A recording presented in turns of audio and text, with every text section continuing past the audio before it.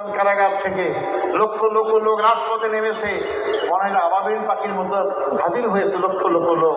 আল্লাহ ফেরেশতা হাজির হয়েছে এবং তার পতন হয়েছে। তার পতন হয়েছে, তিনি কি বলতেন? শেখের বেটি পালায় না, আমরা পালাই নাই, আমাদের কোনো নেতা পালাই নাই।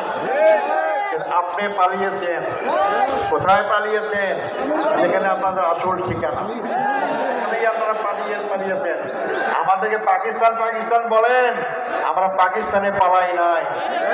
আমাদের শহীদ মীর কাসেম আলী মামলা যখন চলে তখন তিনি আমেরিকায় ছিলেন। তাকে বলা হয়েছে আপনি আসবেন না বাংলাদেশে, বিচারের সম্মুখীন হবেন। উনি বলছেন কেন আমি যাবো না, আমি কি অপরাধ করেছি? মৃত্যু হলে আমেরিকাও তো হবে, বাংলাদেশেও হবে। তিনি আমেরিকা থেকে বাংলাদেশে এসেছেন, বিচারের সম্মুখীন হয়েছেন, তাকে ফাঁসি দিয়ে শাহাদত করা হয়েছে। তাহলে কারা এই দেশের জনগণকে ভালোবাসে, কারা এই দেশের জনগণের পক্ষে কাজ করে? যারা পালিয়ে যায় তারা, নাকি যারা মৃত্যুর সম্মুখীন হওয়ার পর দেশ থেকে বিদেশ থেকে দেশে আসে তারা? আসল তারাই দেশ প্রেমিক, তাদের দ্বারাই দেশ রক্ষা পেতে পারে, তাদের দ্বারাই দেশের সীমানা রক্ষা হতে পারে। আমি ভাই বন্ধুগণ, আজকে বাংলাদেশের জনগণকে চিন্তা করতে বলবো। আবেগ দিয়ে 54 বছর কাটিয়ে দিলাম, অনেক স্লোগান দিয়ে জাতিকে বিভক্ত করলাম, কিন্তু জাতির কোনো কল্যাণ করতে পারলাম না। আমাদের সত্যিকার অর্থে আধিপত্যবাদ বিরোধী শক্তি বাংলাদেশের জনগণের পক্ষে সবসময় যারা থাকে, যারা দেশে পালিয়ে যাওয়ার চিন্তা করে না, তাদের দ্বারা এই দেশ নিরাপদ, তাদের দ্বারাই দেশের গণতন্ত্র নিরাপদ, তাদের দ্বারাই দেশের জনগণের অধিকার নিরাপদ। তাই আগামী নির্বাচনে সেই চিন্তা আমাদের মাথায় অবশ্যই রাখতে হবে। সংগ্রামী ভাই বন্ধুগণ, আমি যে মুক্তি পেয়ে গেলাম, এটা কি আমার এক্সটেনশন লাইফ না, বর্ধিত জীবন না? আমি তো শহীদ হয়ে যেতাম, আমাকে ফাঁসি ঝুলে আপনার সাথে দেখা হতো না। আল্লাহ আমাকে বাঁচিয়েছেন, এটা আমার বর্ধিত লাইফ।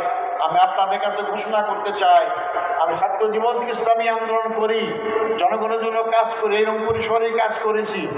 আমি আমার এই বর্ধিত জীবনটা আল্লাহর দিনের দিনে অক্ষা করতে চাই।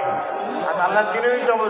আমি সবাইকে অনুরোধ করবো, এই দিন ক্ষণস্থায়ী, দুনিয়া ক্ষণস্থায়ী, যে কোনো মানুষকে মরতে হবে, মনে আমাদের যেতে হবে আল্লাহর কাছে। সে আল্লাহর কাছে আমাদের কাছে অপেক্ষা করতে দুইটা জিনিস, একটা জান্নাত, একটা জাহান্নাম। যদি আমরা জান্নাতে যেতে চাই, দুনিয়ার এই জীবনে আমাদের আল্লাহ দিন কায়েমের চেষ্টায় এগিয়ে আসতে হবে।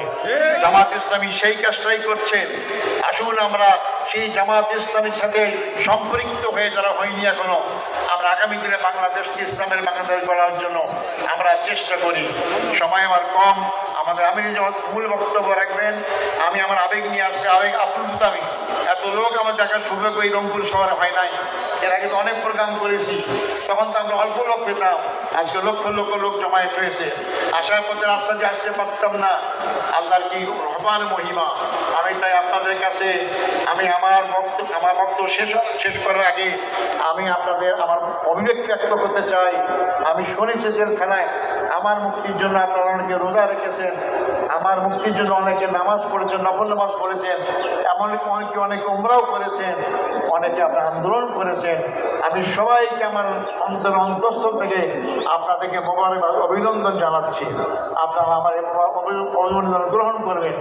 আপনাদের দোয়ায়, আপনাদের এই যে আগ্রহ, আল্লাহ আমাকে কবুল করেছেন, আপনাদের চোখের খানে আল্লাহ কবুল করেছেন, আমাকে আল্লাহ কবুল করেছেন। আপনারা আমাকে দোয়া করবেন, আমি বাকি জীবন যেন আপনাদের পক্ষে, দেশের পক্ষে, আমার এলাকার পক্ষে জীবন ভরে কাজ করতে পারি, সে তৌফিক দান করেন। সংগ্রামী ভাই বন্ধুগণ, আবু সাইদ কেন জীবন দিয়েছে? আবু সাইদ কি তার নিজের কোনো সম্পত্তি উদ্ধার করার জন্য জীবন দিয়েছে? তার ব্যক্তিগত স্বার্থে কোনো জীবন দিয়েছে? না, সে দেশের স্বার্থেই জীবন দিয়েছে। সে যেমন বৈষম্য মুক্ত একটা বাংলাদেশ চেয়েছিল, কিন্তু বাংলাদেশ মুক্ত হয়েছে। কোথা থেকে মুক্ত হয়েছে? 15.5 বছরে আমাদের ভোটের কোনো অধিকার ছিল না, 15.5 বছরে গণতন্ত্র ছিল না, 15.5 বছরে আমাদের বাক স্বাধীনতা ছিল না, 15.5 বছরে আমাদের সীমানা অরক্ষিত ছিল। এই 15.5 বছরে আমাদের রাজনৈতিক ও সাংস্কৃতিক কোনো স্বাধীনতা ছিল না। আধিপত্যবাদী শক্তির রাজনৈতিক খাওয়া এবং সাংস্কৃতিক আগ্রাসন আমাদের মূল ইমানি শক্তিকে দুর্বল করে দিয়েছে, আমাদের যুব শক্তির চরিত্রকে ধ্বংস করা হয়েছে। আজকে সেখান থেকে আমাদের দেশকে আবার নতুন করে গড়তে হবে।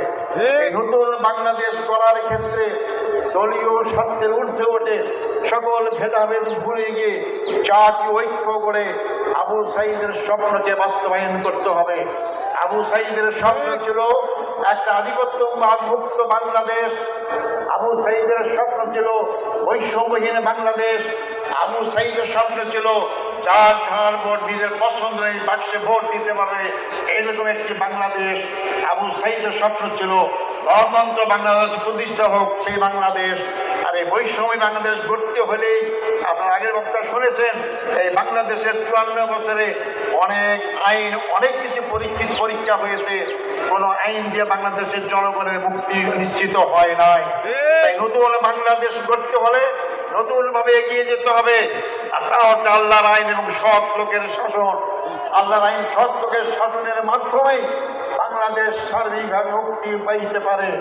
আসুন আমরা সেই আগামী দিনে আল্লাহর আইন সৎ লোকের শাসনের আন্দোলনের সবাইকে আমরা এগিয়ে আসা আহ্বান জানাই এবং সেই বাংলাদেশ গড়ার জন্য আমরা সবাই সামনে থেকে এগিয়ে যাই। সংগ্রামী ভাই বন্ধুগণ, আপনারা কষ্ট করে এই মহাসমুদ্রে উপস্থিত হয়েছেন, এই জন্য আমি আমার পক্ষ থেকে অন্তঃস্থল থেকে আপনাদেরকে ধন্যবাদ জানাই। আমি আবারও আপনাদের কাছে দোয়া চাই, আল্লাহ যেন আমাকে সুস্থ রাখেন, ভালো রাখেন এবং যাতে করে আল্লাহ দিনের পথে বাকি জীবনটা আমি ব্যয় করতে পারি সেই দোয়া কামনা করে এবং আবারও আপনাদের সামনে হাজির হওয়ার আশা ব্যক্ত করে আমার বক্তব্য এখানে শেষ করছি। আসসালামু আলাইকুম রহমতুল্লাহ।